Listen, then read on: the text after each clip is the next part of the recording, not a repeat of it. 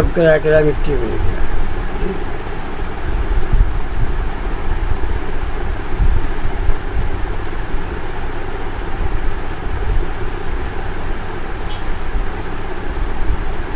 शुक्लं ब्रह्म विचार सार परमाद्यम जगद्व्यापिनीं लीला पुस्तकधारिणीं अभयदां जाड्यान्धकारापहं हस्ते स्फाटिकमालिकां विदधीं पद्मासनीं संस्थितां वन्दे तां परमेश्वरीं भगवतीं बुद्धिप्रदां शारदां शारदां भुज पदनापदनाम्बुजे सर्वदा सर्वदा अस्माकं सन्निधिं कुर्यात्। इसके पहले मैं जिससे कादम्बरी की रसवत्ता पर बोल रहा था, बीच में व्यतिक्रम हो गया। पुनः सचिव महोदय, प्रधानाचार्य महोदय, भारत श्री मवारी संस्कृत महाविद्यालय छपरा के निर्देशानुसार मैं उसी विषय पर संस्कृत वाङ्मय पर ही अपनी बात रख रहा हूँ।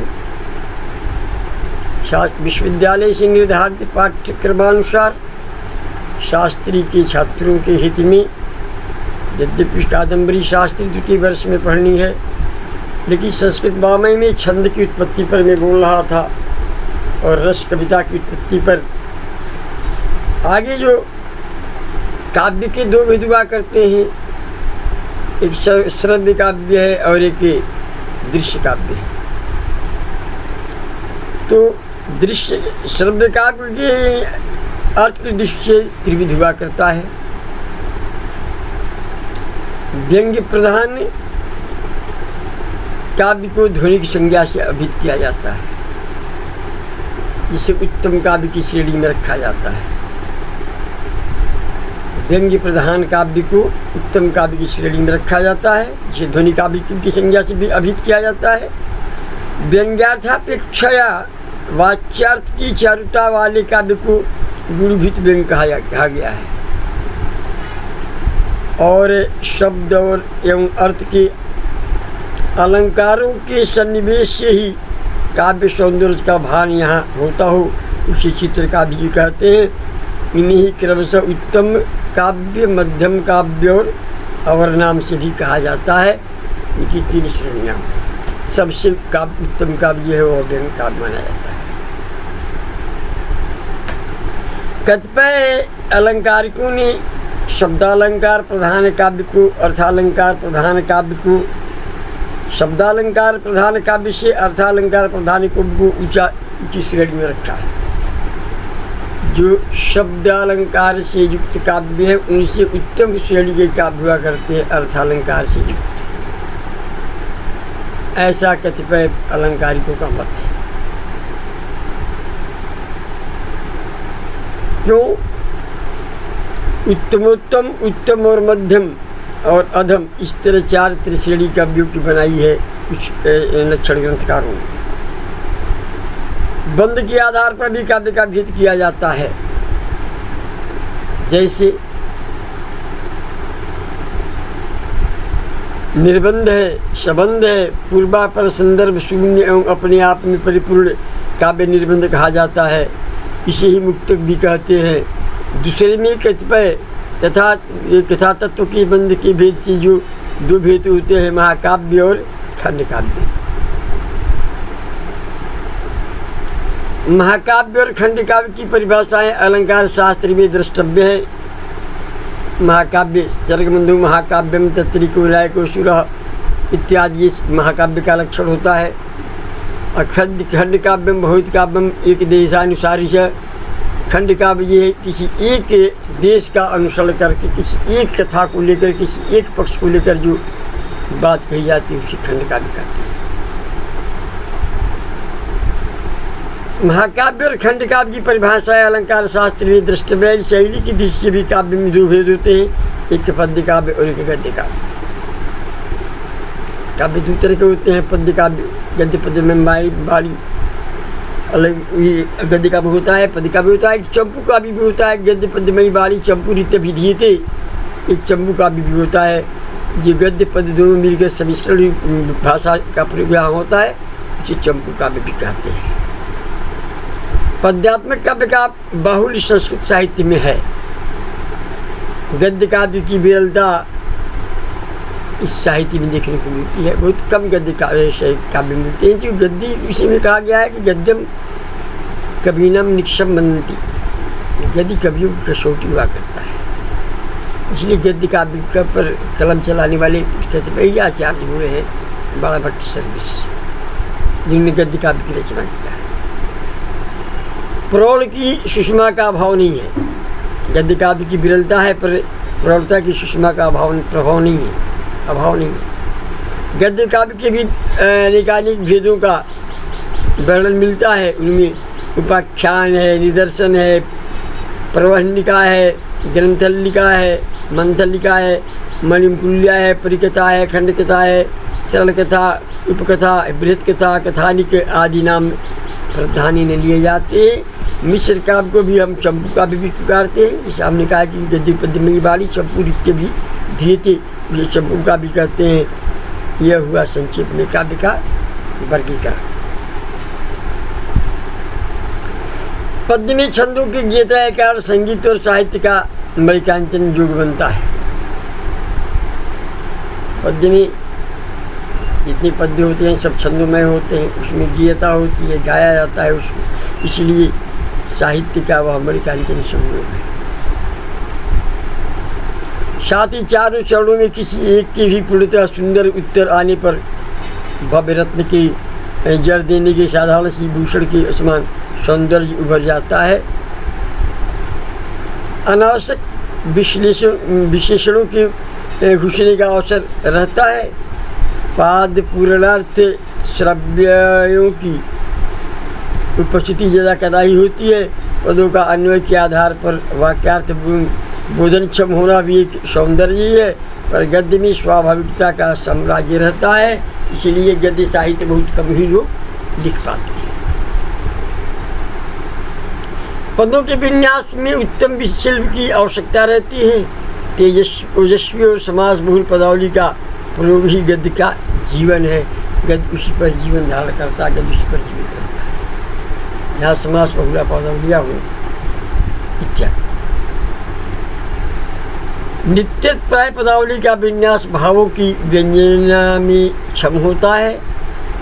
मनोयोगों की तरलता में भाषा की तरलता उपाधि रहती है। गद्य काव्य में श्लेष का महत्व अधिक रहता है, वह भी प्रसार परिपूर्ण है। हठात दुर्बोध श्लेष की अवधारणा से न कविता में चारुता का उल्लास होता है, न पाठकों की मन स्थिति में प्रसन्नता की उपस्थिति। इसीलिए बाण ने हर चरित्र की भूमिका में स्वतः लिखा है कि नवोर्थो घरातिरज्ञामा श्लेषो कृष्ट स्फुटोरस विक्षाक्षर वंदश्च कृष्ण में एकत्र दुर्लभ। ये जो उनकी एक और कृति है हर्षचरितम, उनकी जो है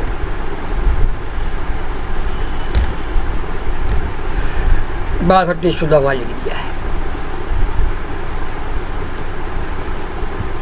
इनकी सामग्रियों का समुचित सन्निवेश ही गद्य काव्य को प्रशंसनीय बनाता है, पर इसका उचित प्रबंधन अत्यंत दुष्कर होता है। इसलिए गद्यम कवीनाम निक्षम बनती की प्रसिद्धि चिरकाल से चली आ रही है। गद्यम कवीनाम निक्षम बनती, गद्य कवियों की कसौटी। भारतीय संस्कृति का मूलाधार अध्यात्मक पूर्ण रहा है।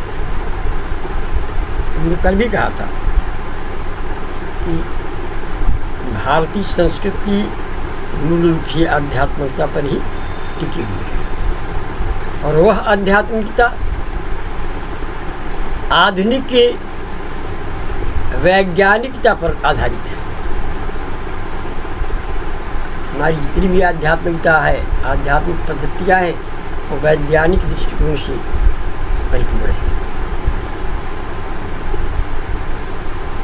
हम विश्व बंधुत्व की भावना से उत्प्रोत हैं। सर्वे भवन्तु सुखिनः सर्वे भवन्तु सन्तु निरामया का हम उद्घोष करते हैं। सहनाववतु सहनौ भुनक्तु सह वीर्यं करवावहै का हम पाठ करते हैं। हमने कहीं नहीं कहा कि एको हम बहुश्याम है, कहते हैं एको हम बहुश्याम कहते हैं, लेकिन उसका तात्पर्य है सहनाववतु सहनौ भुनक्तु सह वीर्यं करवावहै। सर्वेश भवन्तु सुखिनः सर्वे सन्तु निरामयाः सर्वे भद्राणि पश्यन्तु मा कश्चित् दुर्भाग्यं भवेत्। ये हमारा उद्यम घोष रहा है। कल भी हमने कहा था यावद विरीति चिरम तावत् सत्त्वमिति हीनां तदधिकं जो विमन्यते सस्तीं दण्डमरति।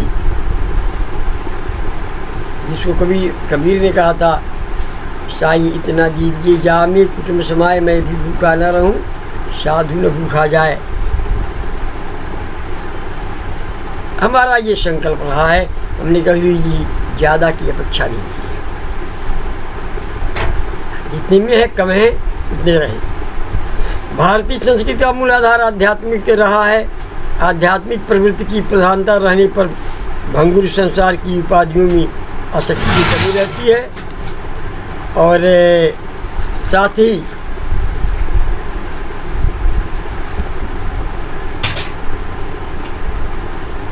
काल की निरवधि रूपता तथा पृथ्वी की विशालता का तीव्र अनुभव होते रहने से अपने देश काल कुल आदि के प्रकाशन में प्राचीन भारतीय मनुष्यों की निष्ठा नहीं रही।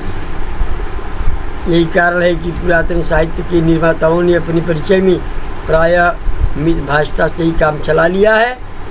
अपने विषय में कुछ नहीं कहा है। कुछ ने तो अपना नाम तक नहीं दिया। फलतः प्रसिद्ध आचार्यों कवियों शास्त्रकारों आदि के सर्वांगीण परिचय के क्रमशः के प्रसंग में हमें संभावनाओं का इशारा आदि के लिए लेना पड़ता है। इस विषय में थोड़े से अपवाद में हैं।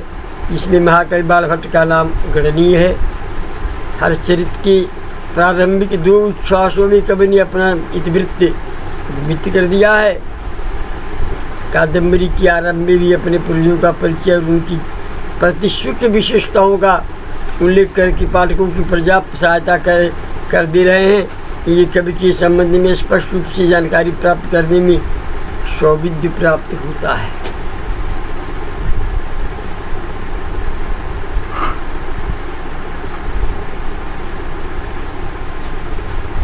इस तरह से सम्राट हर्षवर्धन का शासनकाल 6 से 6 ईस्वी से 648 ईस्वी तक भारत में रहा है। महाकवि बाण हर्ष के दरबारी कवि हैं। उनके साहित्यिक सुहृद हैं। उनकी यशोगाथा के अमर गायक हैं और भारतीय सरस्वती देवी है। सरस्वती देवी के कोश में ओजस्वी गद्य काव्य रत्न का उपहार प्रस्तुत करने वाले महान कवि हैं। हर्ष के समसामयिक होने के कारण उनका समय 7वीं शताब्दी का पूर्वार्ध है। फलतः इनके देश और काल के विषय में हम अंधकार में नहीं हैं। साथ ही अपने वात्स्यायन कुल के प्रमुख पूर्वजों का नाम बताकर उन्होंने अपने वंश का पूरा परिचय प्रस्तुत कर दिया है। इस तरह संस्कृत के प्रसिद्ध कवियों के मंडल में केवल बाणभट्ट का ही परिचय अधिक विषय में आलोकित करता है और सबके विषय में कुछ अपनी जानकारी पूर्ण रूप से नहीं होती। संभवतः गद्य का काव्यात्मक रूप हमें मंदसौर के रुद्रदामन शिलालेख के में उपलब्ध होता है। इसमें केवल काव्य शैली का प्रयोग ही नहीं अपितु साहित्यिक सिद्धांतों का उल्लेख भी देखने को मिलता है।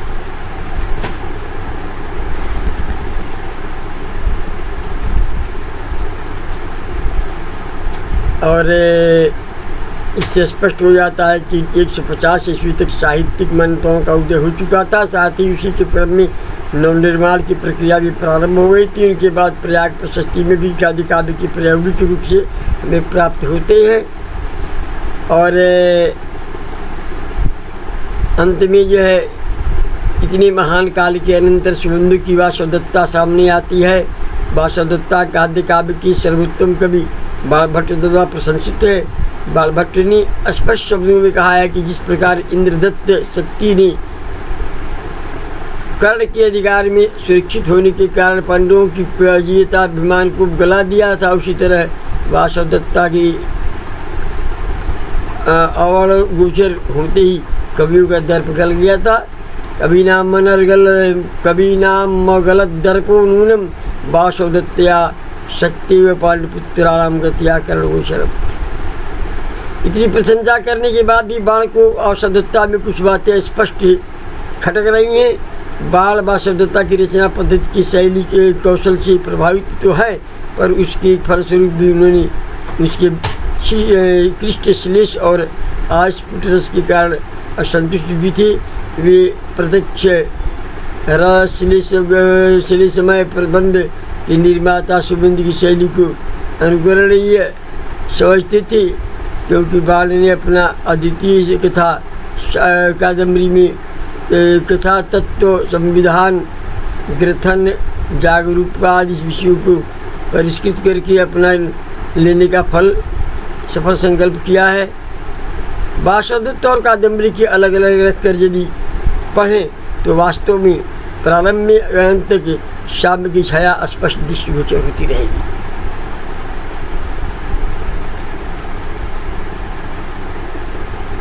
बाण ने सबसे अधिक अपने वंश का थोड़ा सा पर अत्यंत ही स्पष्ट चित्रण किया है। यह है उसके विकास का स्वरूप। उसी प्रकार से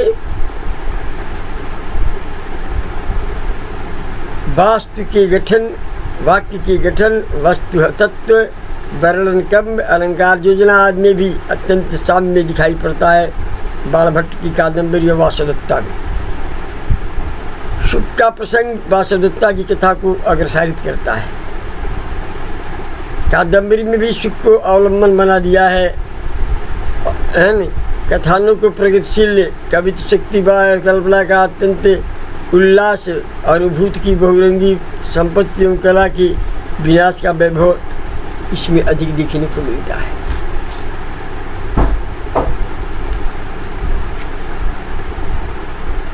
बाण ने गद्य में एक आख्यायिका और एक कथा का निर्माण किया है।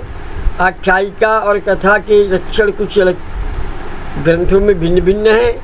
सबका सार यही है कि आख्यायिका ऐतिहासिक वृत्त पर आवृत्त हो, कथा कवि कल्पना की प्रस्तुत वस्तु पर टिकी रहती है। इसके अनुसार हर्षचरित प्रथम और कादम्बरी द्वितीय भेद का ग्रंथ है। इसके अनुसार साथ ही गद्य में विकट अक्षरों का बंद आवश्यक होता है। अतएव आख्यायिका में श्रृंगार रस के व्यंग रहने पर भी तथा अनुद्वत नायक के वक्ता होने पर भी अधिक सुकुमार वर्णों का प्रयोग अभिमत नहीं रहता, क्योंकि गद्य की क्षुभता के लिए विकट अक्षर भी अंतर्निहित अभ्यर्हित है। इसीलिए श्रृंगार विप्रलम्ब, श्रृंगार त्यागरुष रस में दीर्घ समास का निषेध है कि कथा में तो रौद्र रस के व्यंग रहने पर भी अत्यंत उद्भट वर्णों का प्रयोग नहीं होता इत्यादि। बाण के ने संसार को केवल प्रतिभ नेत्रों से ही नहीं अपितु अपने यौनारम्भ में घुमक्कड़ बनकर भी प्रकृति के उद्दीजकों दृश्यों का साक्षात्कार किया था। बाण स्वतः ही बहुत बड़े घुमक्कड़ थे। वे उनके विषय में पंडित हजारी प्रसाद द्विवेदी ने एक बाणभट्ट की आत्मकथा लिखी है, जो उनके विषय में सब कुछ दर्शाता है। बाण क्या थे क्या नहीं थे। इसलिए जब शुद्ध इनके यहाँ हर्ष के यहाँ जाते हैं और कहते हैं तो कहता है कि भुजंगोयम, जिस पर वो राजा को डांट देते हैं, कथम भुजंगता, समय से इसका जगत हुआ है। हाँ हेलो, नमस्ते नमस्ते बोलिए।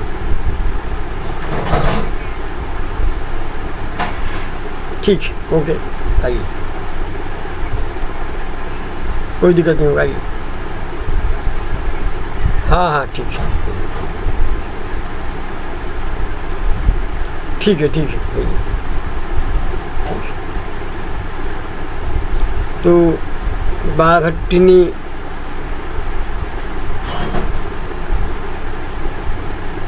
हाँ मुझे कहता है कि राजा भुजंगोयम, जिस पर बाणभट्ट स्पष्ट से डांट देते हैं, कहते हैं कथम भुजंगता।